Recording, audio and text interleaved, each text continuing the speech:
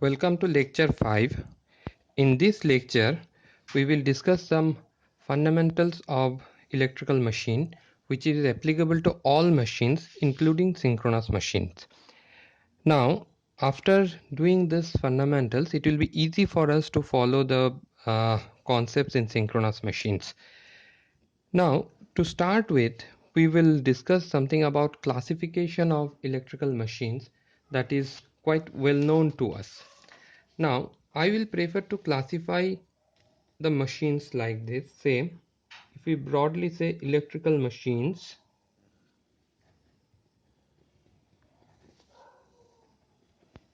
it can be classified as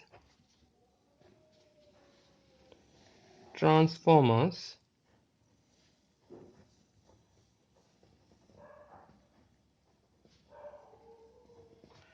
and rotating machines.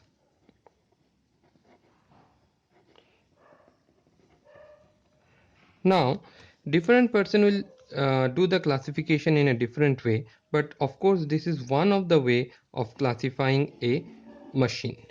Now, we are not bothered about this. We are bothered about rotating machines. Now, in rotating machines, you can again classify them as AC machines and DC machines.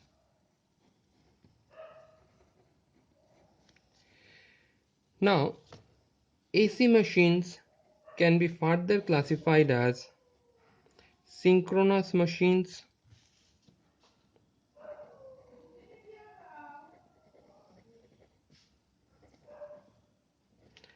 and asynchronous machines, which are popularly known as induction machine.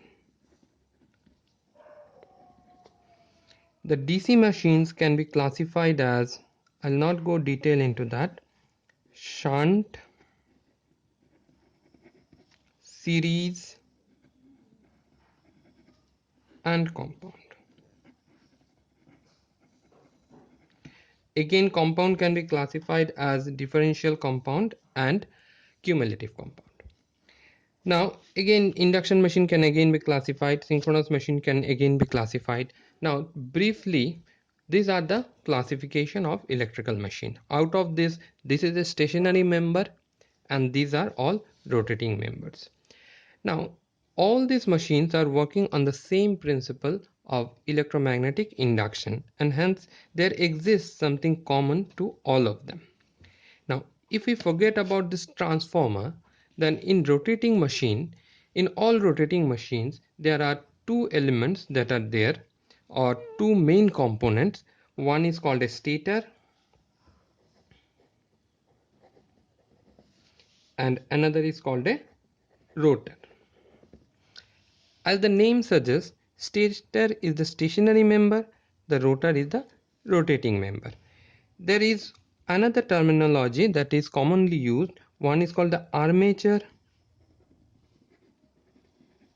and another is called the field. Now, which one is stator, which one is rotor is very clear to us. The stationary member is the stator and the rotating member is the rotor. Now, what about armature and field?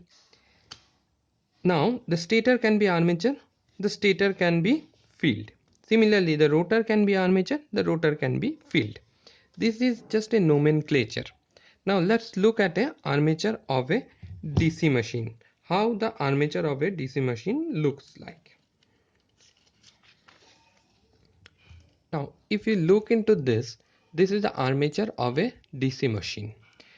Now, why I am saying DC machine is looking at this. These are the commutator segments, and looking at this, we can call it as a DC machine. Now, the armature is this one. This part is the armature. Now, why we are calling it as an armature? Because the windings are here. The windings, the complex arrangement of the coils are called windings. These are on this member. So this member is the armature here. It is not necessary that always the armature will be in the rotor. The armature can very well be in the stator. Let's take another example. Now let's look at this. This is another machine. In this machine, this is the rotating member and this is the stator. If you remove the rotating member, this is the armature of this machine. If you look it here these are the coils of the machine that is there, and this is in a stationary part of the machine. So armature can be in the stator, armature can be in the rotor. Now what is an armature?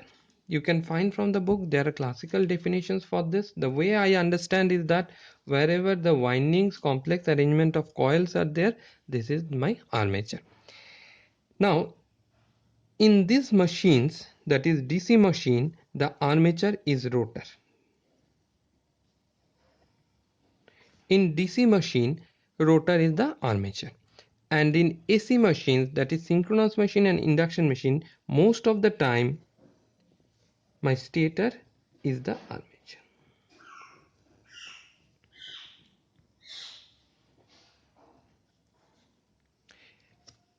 In AC machine, the stator is the armature.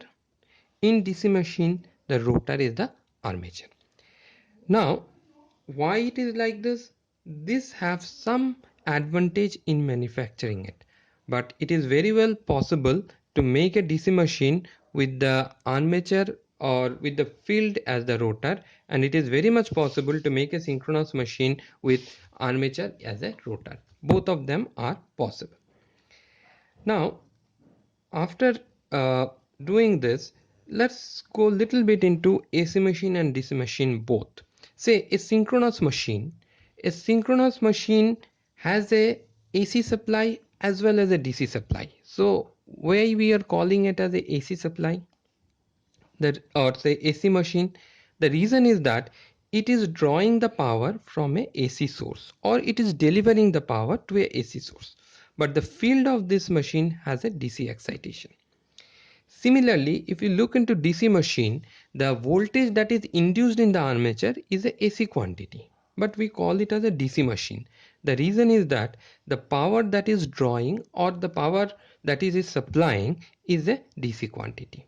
So it is not the voltage inside the machine or currents inside the machine, it is the supply to which it is connected, or supply with which the power exchange takes place. A synchronous machine has a DC power supply also connected to this, but the power exchange is with the AC source. That's why we call it as a AC machine.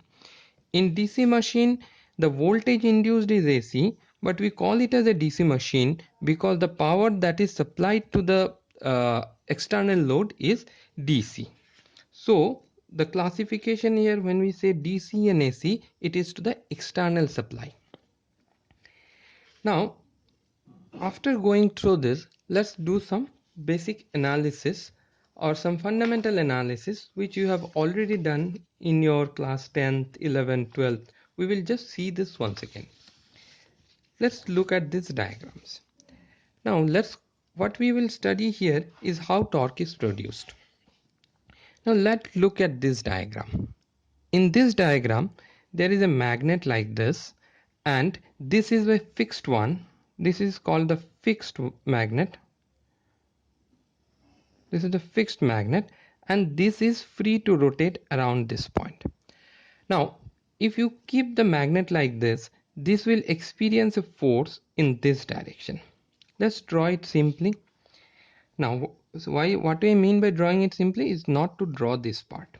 So if I remove this part, this diagram and this diagram is same, so it is experience a torque or a force in this direction. The north pole is pulling this south pole and this south pole is pulling this north pole. Since these two are stationary, the red member will move.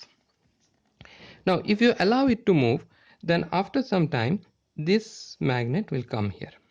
At this point it is not producing any further torque.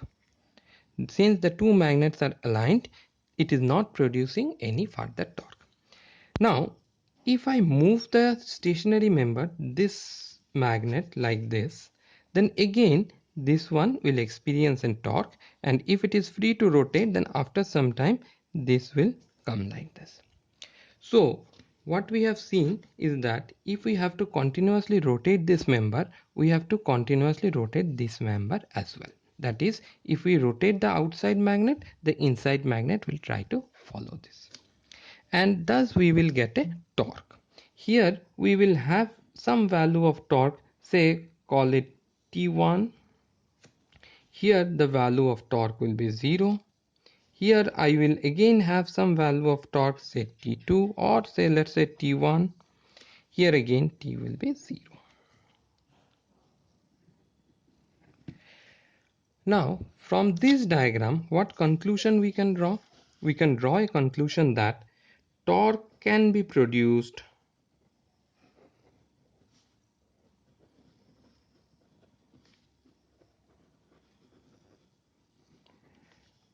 only if two magnets are present. With one magnet you cannot produce a torque.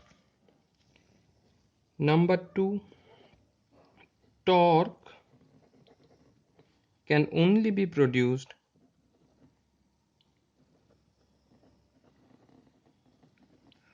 only if the two magnets are at an angle. That is, here the two magnets are aligned, it is not producing a torque. Here the two magnets are aligned, it is not producing a torque. Here and here the two magnets are not aligned, that's why it is producing a torque. So to produce a torque, two magnets are required, and these two magnets should be at an angle. There is one more condition that we will see.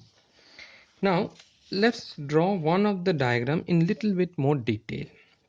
Now the force that is experienced by this magnet is in this direction. If we find the component of force along this, and if we call it as f of x, then this fx is equal to f cos of 90 degree minus theta, where theta is this angle. Now what is torque?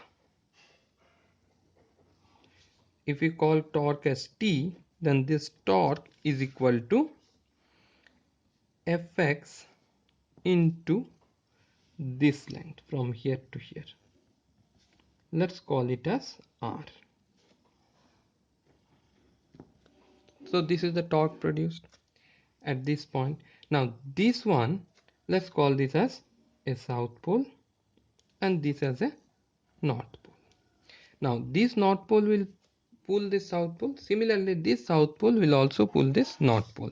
So similarly here also another force will be there, and accordingly another torque will be there, that is equal to Fx into R.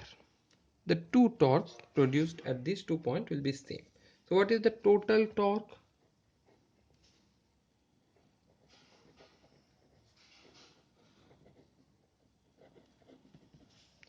It will be twice Fx into R.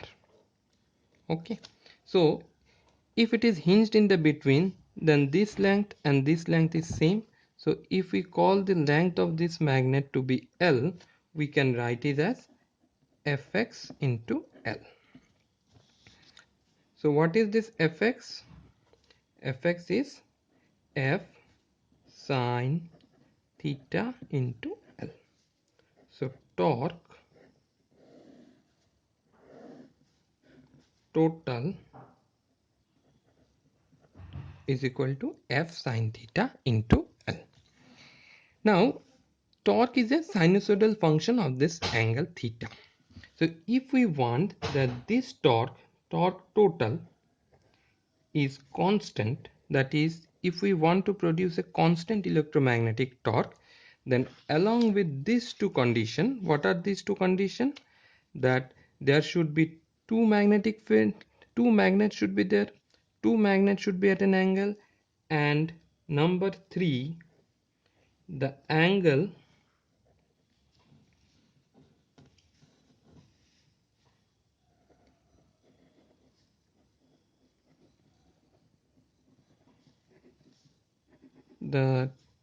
the angle between the two magnetic field should be constant. Now, if this is the angle between the two magnetic field are not constant, then what will happen? This torque will be produced, but it will become a sinusoidal quantity. And since it's a sinusoidal quantity like this, the average value of the torque will become zero. That is, this area will cancel this area, and the net torque T average over a time will be equal to T average over a, if you integrate over a time, will become zero. That is, the average torque will become zero if it becomes a sinusoidal quantity. So if we want to produce a constant torque, average torque that can rotate a mechanical member, then we require these three conditions. What are these three conditions? There should be two magnetic field. With one magnetic field you cannot produce a torque. The two magnetic field should be at an angle, that is, in this condition you cannot produce a torque. And number three, whatever is this angle should remain constant. If this angle varies, then you cannot produce a torque. You cannot produce a average torque. Now we will finish this class here. Before we finish this, let me say that whatever we have discussed in this class, I have taken it from the book of S.K. Bhattacharjee. It is not required that you should follow this book, but you can always refer any other book where these concepts are there, or you can go through your class 10, 12 book. So in your Google Classroom, you solve these questions. What you have to do, you have to only draw a diagram and give a cross. So I will give a good quality photograph in your Google Classroom or WhatsApp. You solve this 6 numerical and submit it as an assignment. This will help you in understanding the concepts later. Thank you.